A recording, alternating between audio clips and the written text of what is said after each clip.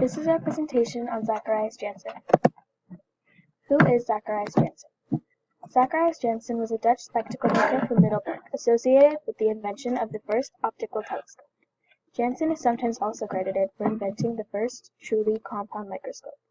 Zacharias Janssen is generally believed to be the first investigator to invent the compound microscope. Facts about Janssen. Zacharias Janssen was born in The Hague. Local records indicate that he was born in 1585, although a date of birth as early as 1580 or as late as 1588 are also given. His parents were Hans Martens and Mayken Martens, both probably from Antwerp, Belgium. He grew up with his sister Sarah in Middelburg, at the time the second most important city of the Netherlands. What did Janssen do that was so important?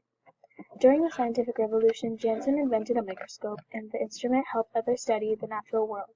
This led to new discoveries. Janssen's invention was a huge advancement in technology at the time. The first microscope. A modern compound microscope often has two eyepieces or oculars, with one lens each so that you can have binocular vision. Prism at the juncture of the oculars with the body splits the image for each side. There are generally 3 to 4 objective lenses at the other end of the microscope body, allowing for magnifications between 10 and 100 times the magnification of the ocular lens for a total of 100 to 1,000 times. The microscope is mounted on a stand. The specimen sits on a stage, and a light source illuminates the field. Who was the first person to use the microscope as a scientific instrument? Although Janssen was the one who invented the microscope, Leeuwenhoek was the first person to use the microscope as a scientific instrument. Leeuwenhoek used the microscope to observe a drop of pond water.